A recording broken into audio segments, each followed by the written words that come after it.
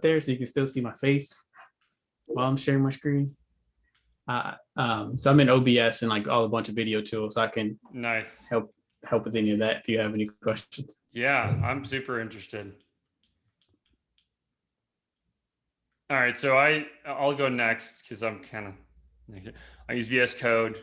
I try to use Notion. I use Todoist, but it's also kind of a disaster. Um, I need to declare Todoist bankruptcy. Basically, is what I need to do.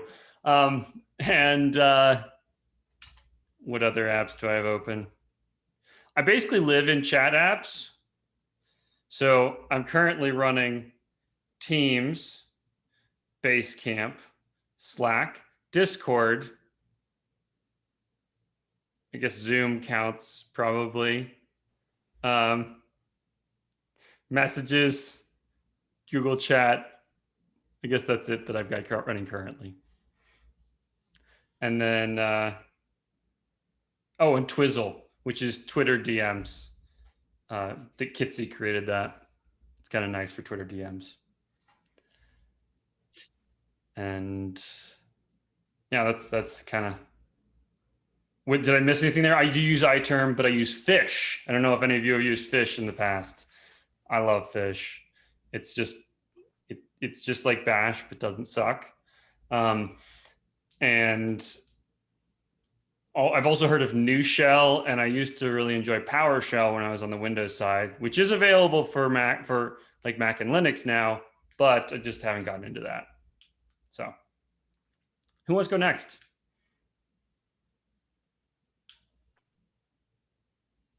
Ajay?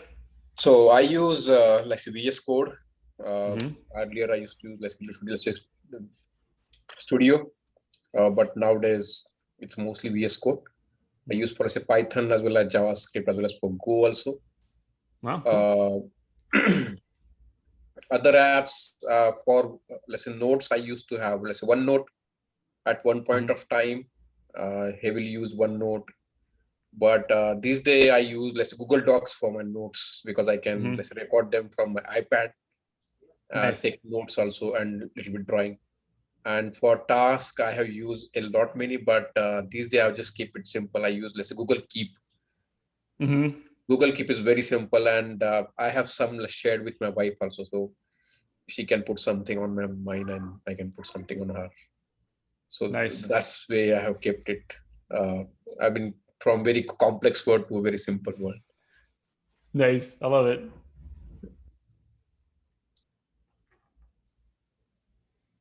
Anybody else? Let's go next. I'll go. Google Keep I really like. Yeah. If I'm reading a paper book, I like how you can take a picture of text and convert it. It'll do OCR on it, nice. Which is really nice. But I use VS Code, Visual Studio. I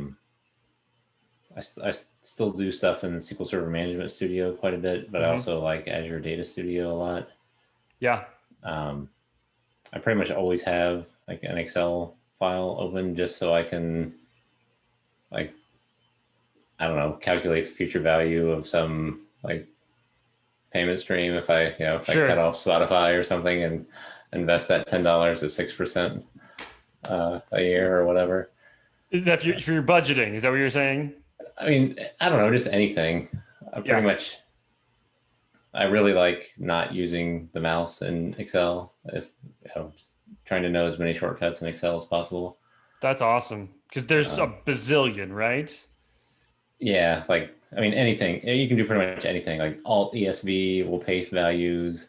Like Alt WFF will freeze the row and column that you're on. That's awesome. All kinds of stuff.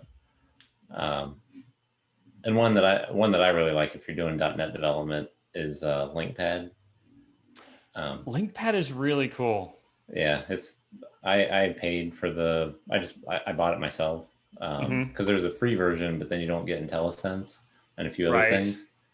Right. So I just bought it myself like a long time ago, not long after it came out, and I use it for pretty much every code snippet that I want to test because it's just easy to put stuff in there and test little snippets of code. I remember it being fantastic when I was working in Entity Framework, and I could work. Yeah. It made it really easy for me to test things out when I wanted to do a query through Entity Framework. Yeah, and you can do VB and F# in there too. Nice.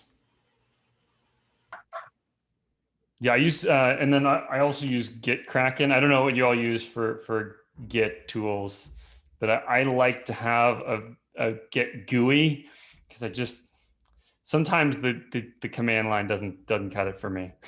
I need to be able to see how my branches are laid out and stuff like that.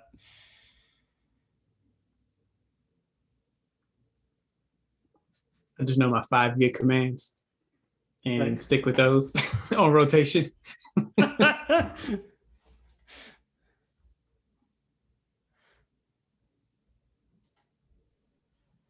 Warp. Okay. I'll have to check that one out. Thanks, Teron. Maybe else? Well, Talk about the sure. tools? On the non-professional bootcamp side of things, I'm using VS Code.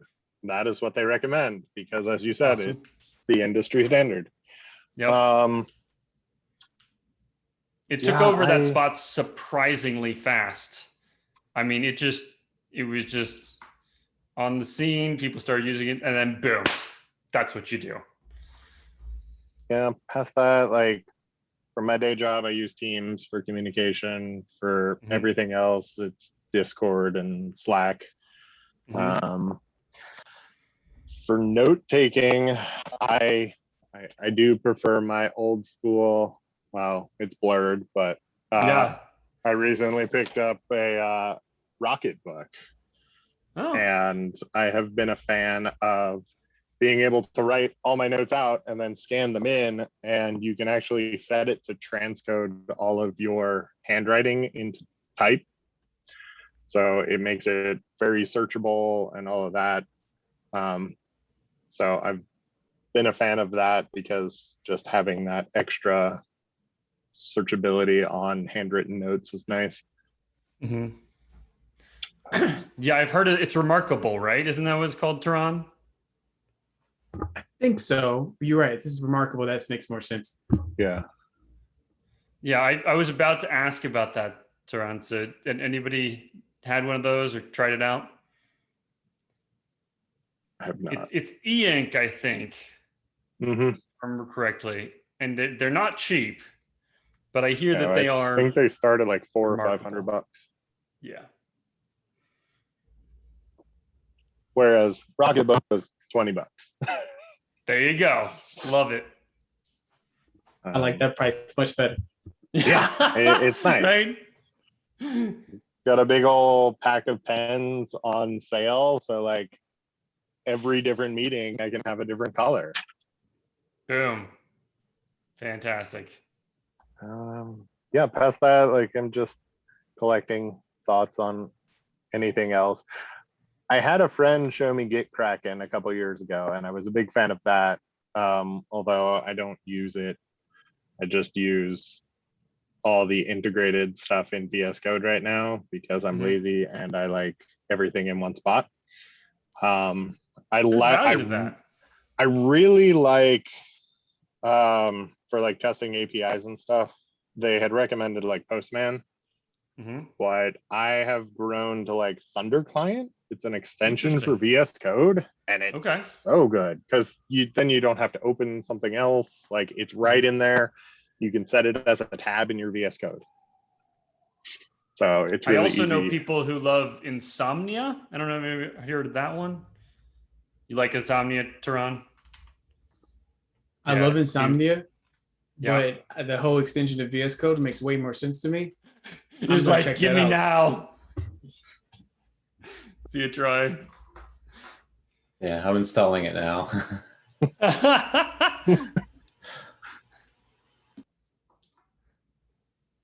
What's the name?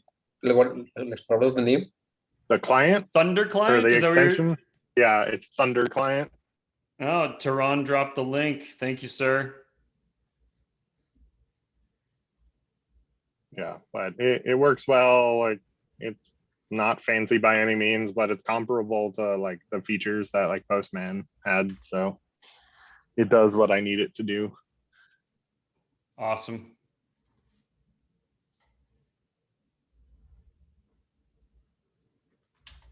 I use the Bash terminal because it's built in. True. And that's Although about it. Mac defaults to Zeesh now, interestingly enough. Well, I think that tells you that I'm not on Mac. Okay.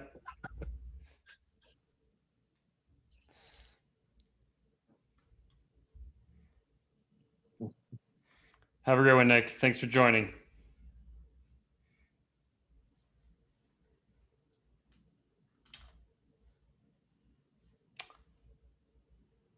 Yeah, ThunderClient does look pretty nice. An app that I have not used myself, but I think looks super interesting and useful is called Sizzy. Has anybody heard of this? Dizzy? Sizzy. It's another. It was also created by Kitsy, who is I think is super interesting. He's a speaker slash, I don't know, he does dev stuff. But it's essentially an app to view your website at multiple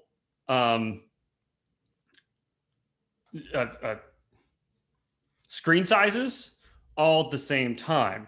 So, you know, a lot of times if you're trying to test responsive layouts, you're like dragging the little thing around or clicking with the in Chrome with the Taran is just floored. He's not sure how to handle this right now. I love The it. previews on their site are amazing. Right? The amount of time I'd have spent in DevTools clicking buttons to get the screen to shrink and like testing out the responsive theme with manually, I could have just hit one button. That's what it looks like. Yeah. Oh, this is so exciting. You're welcome. I think is what. Yeah. I got a new HTTP client. I got a new thing to test out responsive designs. See, and I feel like if you're doing responsive design, this feels almost indispensable because it's always along the lines of, well, I fixed this one, but I messed that one up. Awesome, life is great now. It is not free. I forget the pricing, but it's well maintained as far as I can tell. So you do get that for your money.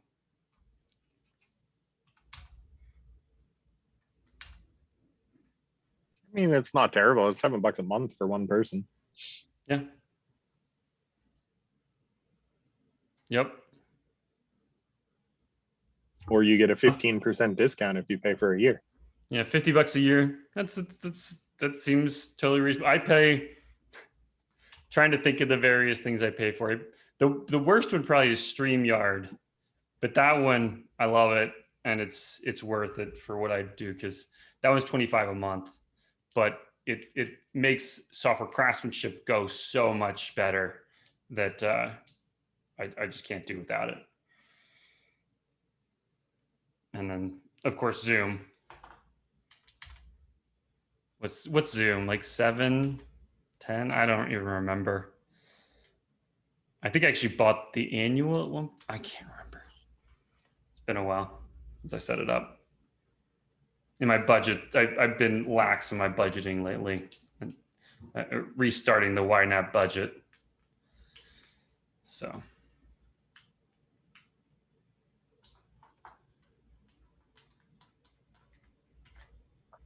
Does anybody else have tools, thoughts to share? Things that you use every day, nearly indispensable.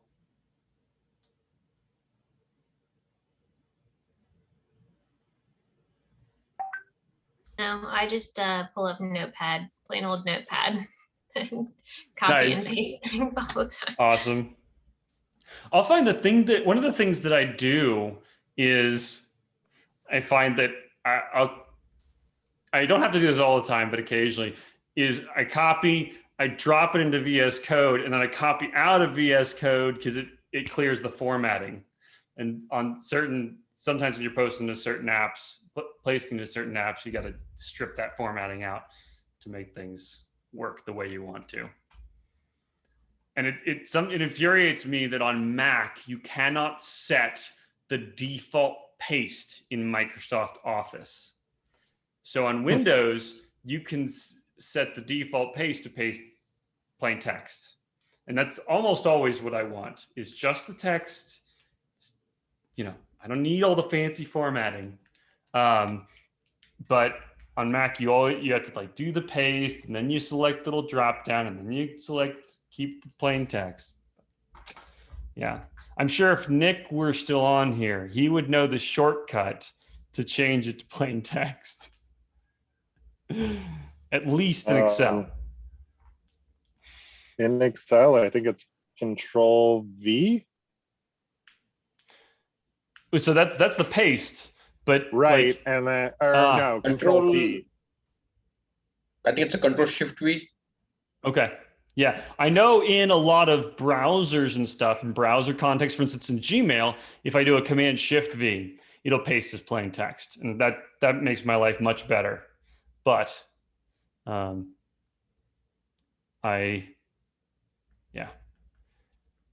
doesn't work in every platform, just some of them. Any Vim or Emacs users? I have a lot of coworkers that love the Vim plugins and stuff. Actually, one of them, he has a Vim browser extension, which is super interesting.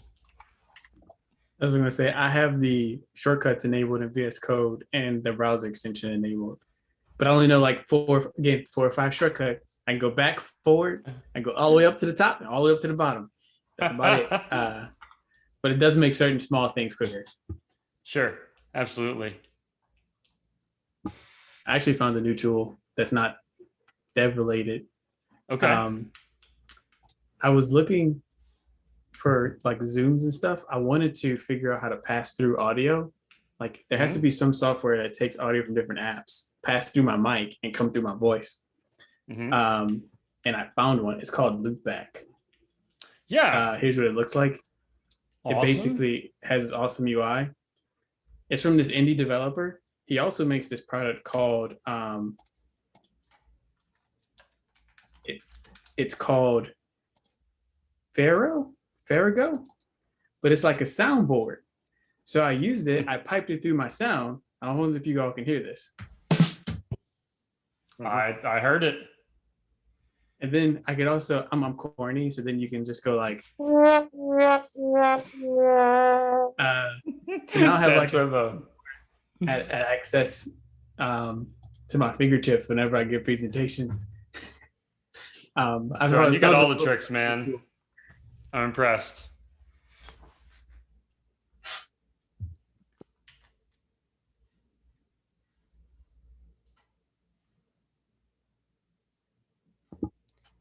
It is a paid tool, but I'm about to see if I can get that expensed.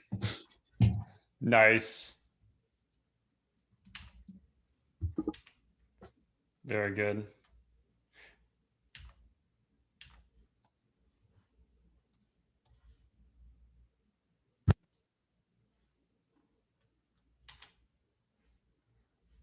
By the way, I don't think I mentioned this yet, but Momentum tickets are now on sale. So if that interests you, check it out. Talk to your friends, talk to your company, spread the word. It's going to be fantastic.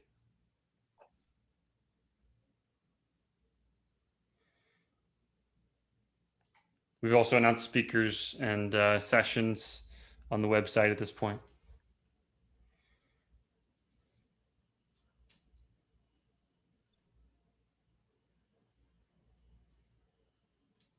And we've got a lot of exciting stuff coming up with software craftsmanship too, which I think is going to be fun. I just saw that you guys launched a website for that. We did. Kat Fairbanks did an amazing job. I'm continually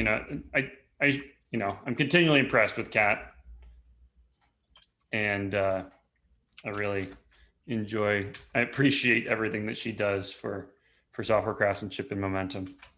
But this was all her efforts. And I think it looks wonderful. It gives us a great platform to launch stuff and really share things with our users, with our members. This is beautiful. It's a really good looking site. Thanks. I'll tell Kat you said so.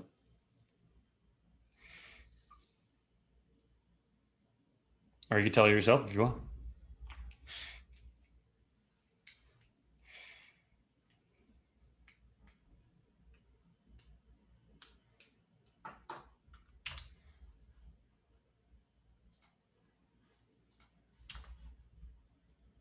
I don't know if I dropped the momentum URL in here. I can do that if anybody is curious.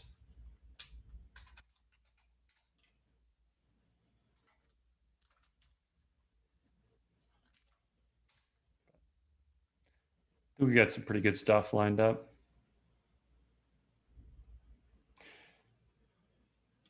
Here's a question. And for those of you who attend Momentum/Software Craftsmanship, what would you like to see from us in the future? What are we doing wrong? What can we do better?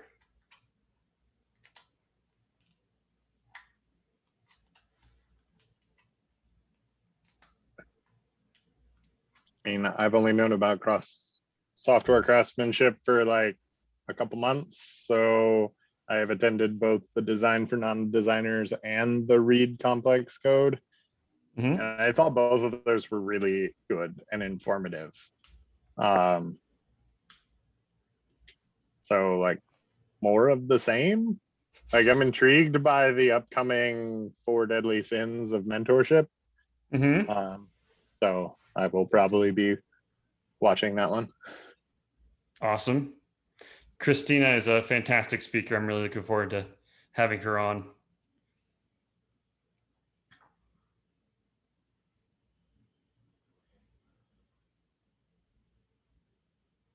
But I am also very much at the state where I don't even know what I don't know. So all of it. All good. It's all good. Sometimes it's just, about your experience and how the kind of experience we create specifically for people who are newer to the industry and whether we are creating a welcoming environment. And that's one of the things that is really important to us because we do get a lot of newer attendees, but we want to make them feel like it's relevant. And we also want to try to host content that's relevant to even more experienced people as well. So you'll see a lot of our content is not really, I'm sorry, go ahead. I was just going to say in that vein then, a lot of the notes I've been taking today are on the things I've never heard of. So, okay. That would be great to go, okay, because here's this thing. And it's like, I look at it and I'm like, I have zero idea how I would even attempt to. I could download it and then it would sit there because I would have no idea how to use it or how to plug it in with what I've already got. So something like that would be amazing. Okay. I'm all about new gadgets. I love gadgets. I have gadgets. Tools and stuff like that. Anything like that. Yeah, that would be phenomenal. Cool. Let me think about how we could do something with that. Because I'm thinking it's going to vary by person, right? Some people are going to be familiar with some tools and some people are going to be familiar with others. And I'm wondering, one of the things that I will say, just to start, is you don't have to learn all of them.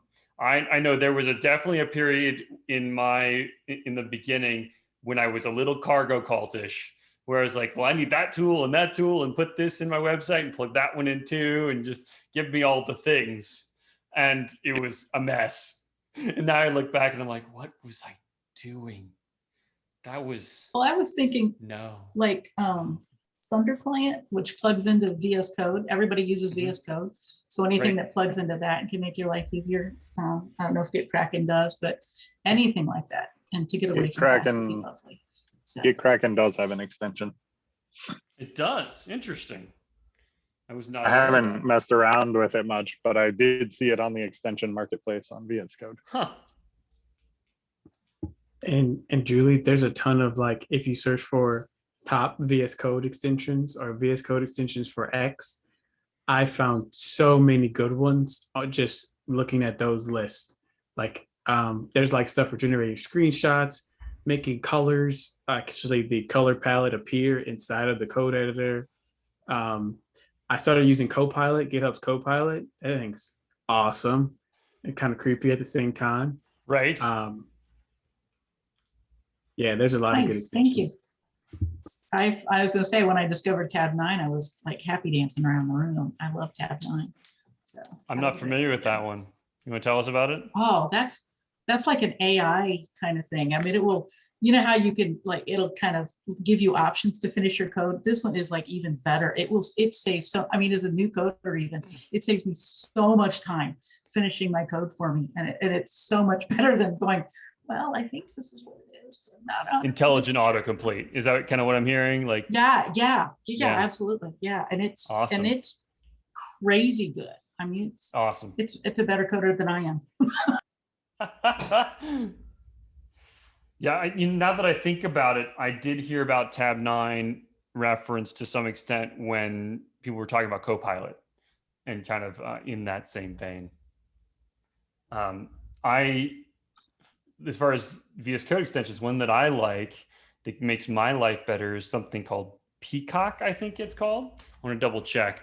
But essentially, it gives you an easy way to color each of your different VS Code windows. And so when I look at the sidebar, I can instantly tell which one it is, which one I'm working on. So I've been pretty happy with that. That was done by John Papa. Yeah, I was. He's a developer advocate at Amazon, I believe. Yeah, I'm not sure where he is right now. I think you're right. Do I not have it installed? He's, You know he's what? a part of It Google, I must think. not. Huh? He's a part of Google for the Angular, Okay. I believe. This is so interesting. So the changes, the Peacock, I didn't even have Peacock installed, and it still worked because it changes some underlying settings. It just makes it easier to change those settings. That makes perfect sense. Huh. There is a very deep rabbit hole of VS Code themes that I found my way down like 2 weeks ago, and I've had so many different themes in the past couple weeks. Awesome. Let's go deep. Let's talk fonts. What font do you use for your editor? Okay, this is a subject near and dear to my heart. I used to do digital scrapbooking. I Awesome. have so bloody many fonts, you can't even imagine. I love fonts like you would not believe. This is an ugly subject. You don't want me to be talk about the rabbit hole. I can go down so many rabbit holes with that. Yeah. I was in boot camp, and I was sharing my screen with Thanks, the Jay. instructor, and he's like, "What font are you using?" Well, because it was just like that. It's just so. I mean, it was perfectly clear, but it was just like weird. It was different. Yeah. So Definitely what are you different. using now then? I have to know. I don't think I have anything. I don't think I have anything crazy right now, but well, I'll pick some and then I'll try it out for a while. If I don't like it, I'll change it. So I think I have something stupid like Times New Roman. Not even a monospace. Nothing. Interesting. I know, not even like anything good. I'm gonna have to now that you said that, I'm gonna have to go change it. So in Consolata, that's a classic. Good choice, Tehran. Oh, yeah, Um, yeah, that's a good one. Yeah. Um, and then I know Consulus was a Microsoft font that I really enjoy as well. I think is a good one. But I actually go a little odd on mine. I use something called FireCode. I don't know if y'all have heard of that one. I just put it in the chat. I was about to say I know some crazy people who use this one. I love it, man. You know, it takes a minute to adjust to, but it's really not that hard. But the key feature in FireCode is it uses ligatures. So when you do a double equals or triple equals or an arrow function, for example, in JavaScript or something like that, it turns into a different character. So the equals, angle bracket actually becomes an arrow. And I think that's kind of fantastic, personally. So The theme I have been using, actually, their recommended font is FireCode. awesome. I'm about to give it a try today. I tried Yeah, it a while there- back, but I couldn't get used to the character switches. Sure. Yeah, so you do have to. It used to be that you had to enable a setting under the hood to enable the ligatures, but it wasn't hard. It was like really easy to change.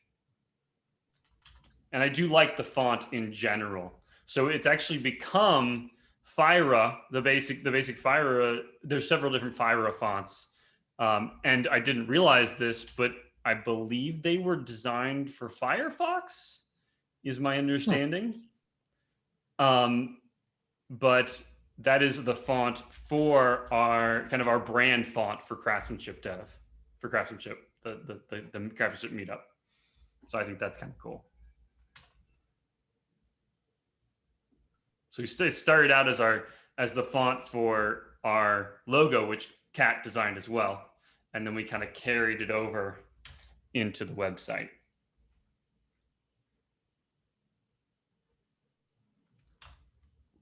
My favorite web font has been Enter. That's the one that the Yeah. Tailwind guys use. Enter. Okay.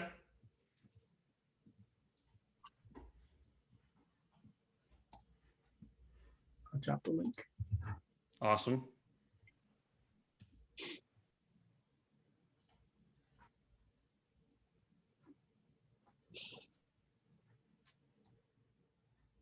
Looks nice.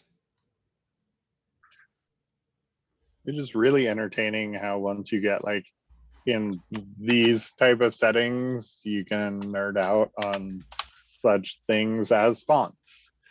Such detailed things. And I love how this exists in so many other fields as well. There's all, the deeper you go, it becomes weird. So I've gotten decently into coffee, as I think some of you know. And so I enjoy my espresso machine. I'm constantly trying to, get a little better and more consistent and that kind of thing. And there's things like you can actually replace the portafilter basket, and some of them have different, whole configurations, or the shower screen. You can replace the shower screen and there's different ones there. And so I actually watched an almost half-hour long video about comparing different electric gooseneck kettles. And I really enjoyed it. It was fun.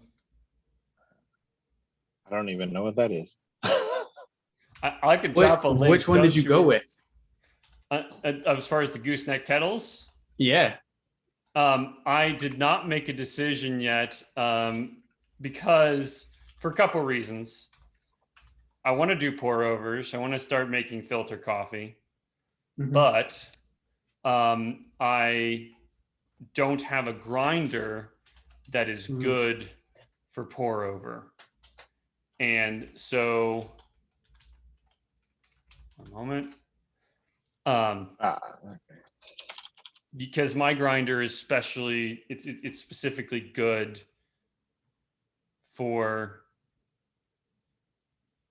oh my, what am I doing? It's specifically good for espresso, and it doesn't work very well for filter coffee.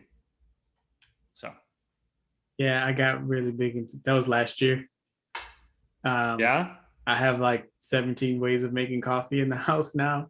Got like two Awesome. different fridge presses. I got a Chemex, a V60, espresso machine. My favorite bean is like I got the standard bean that just comes to my house. It's called Coke Coffee. It's on Amazon. Super good. Nice. It's a super. They have a super good dark blend. And the recent one that I've been trying that I really love, I had another coffee friend who sent this to me. It's coffee, but it comes in frozen pods. What I like about it is when you drink coffee, you kind of have to commit to where you're drinking it from. Like, could you get a whole bag? But I liked when I drink like wine and beer, you get to experience like, oh, this is like a Spanish wine, or, this is a German beer. So they send the coffee in like little pods and it comes frozen, and you just pour hot water over it. And then me being the coffee snob, I was like, no way, it's never going to taste good. Honestly, it's quite frankly some of the best coffee I've ever had. But I like it because on the box, they actually tell you the origin, where it's from, and the notes. And because it's coming in single pods, trust me, I'm not going to recommend anything that's going to taste like Keurig to you. Nothing wrong with Keurig, by the way. It's good coffee, but this is like some really great coffee that I've tried. And like I've tried a bunch of different. Now I can tell you like what roast from what roastery I like the most. And I couldn't do that with coffee, but you can do it with like wine and beer. Sure. That If you do the commentary, if you try it out, let me know so I can send you my invite code, because they got like a referral thing. Just drop it in there, man. You're right. Let me just do that. That's a good point. Why if you're gonna drop it in there, don't leave off the invite code. It's like if you're gonna sign up for YNAB or Betterment, you got to get mine. I wind up not going with YNAB. Okay. I went with something called Lunch Money. Okay, cool.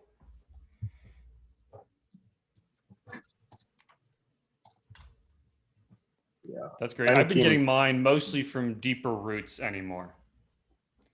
Deeper Roots is so good. I'm sorry? Deeper Roots is so good. Yeah, so it's right, and even better, it's right by my daughter's work. She works at Goose and Elder down by the Findlay Market. So I can just drop in there and pick up a bag or two. Works out quite nicely.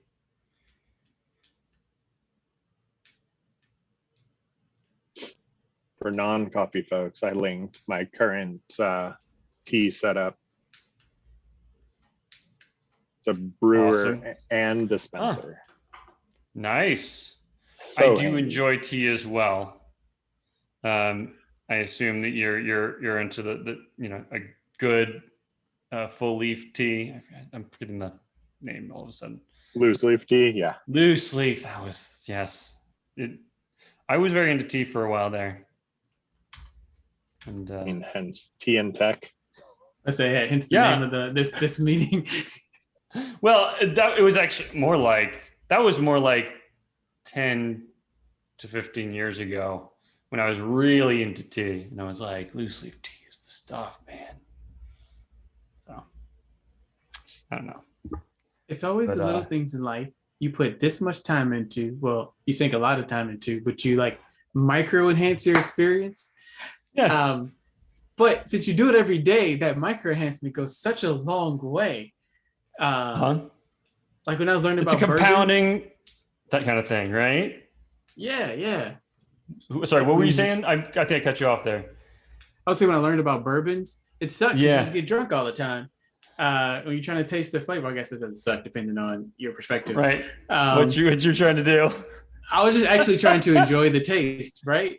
But once I did, and now I can only drink the bourbons that just give me that. So now when I'm out with a friend and we get a nice sip, it's just that it's a micro enhancing experience. Like it's worth it. It's worth the time to sink into it.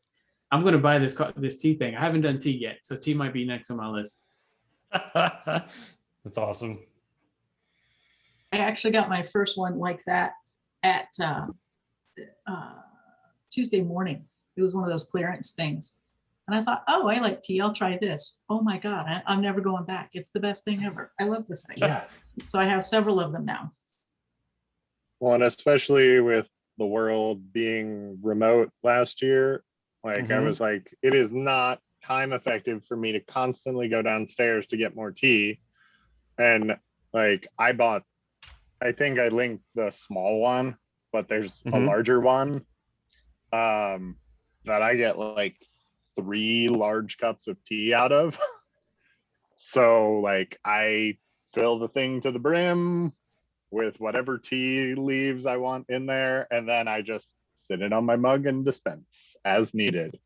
And so I can like spend the entire day with it just sitting here on my desk and dispense as needed. So do you David's Teas remove the has tea one leaves too. after a minute or two, or do you just let them steep? I am a heathen and I just let mine steep. Okay. I was a moment there. I'm like, wait, what? Yep. Well, so it strains the tea through the leaves. Cool. It's got a filter in there. Gotcha. So it's conducive to my heathen ways. Cool. I have Very friends nice. that And would what I love- murder me if they knew my practice. The best thing I love about those though is it's got such a fine mesh that it really, you don't get a little bit, because I hate bits in my tea like nothing else. I hate it in my coffee, but I really hate it in my tea. So the fact that I get nothing but tea is the best. Very nice. And David's Teas has a really good one. Have you used David's Teas, Paul? I have not. They have some as well, and they have some cold brew ones. You may have. So, I like David's Churchill's Tea's one of my down favorites. at Finley Market. Churchill's. Nice. Yes, But theirs is great. I live in Evanston, so Essentia in Oakley is my closest tea shop that I know of. Also, I am a fan of their tea beverages and their baked goods. So I stop in there on occasion to grab all of it. That's wonderful. I'm gonna drop one more link, but then I have to go let the puppy out and give him some food. However, best coffee purchase was so also surprising. That has nothing to do with like taste of coffee. There's a cold brew mug that a friend of mine, Julie, you reminded me of it. He sent it to me, and it is so nice. Once you get that grinder for the French press, grind it up. You just drop it in it's like a little basket, and then you drop the net in some water, and then put it in the fridge. And then you just have literally a pitcher of cold brew, and it is wonderful. Yeah, my fiance has one of those. It's so handy. Nice. Like, there's a pitcher of cold brew in our fridge right now. Yep, here it is. Yeah, this is a great. It's $20. Yeah, that was so good. I use that and whenever I just be lazy, but now I got the cup and the ice, so I don't really need the cold brew anymore. But once I'm out of those, I switch. But it was a pleasure talking to you all. I had a great time. Thanks, Thank Fox. you so much for giving me some people interaction. Enjoy your evening. Have a beautiful day. I think maybe we'll shut this all down. Thank you all for joining. This was chaotically entertaining.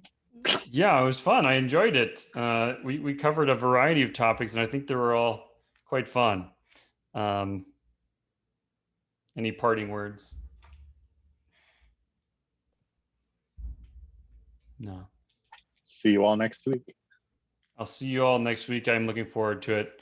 I hope you have a great weekend, and take care.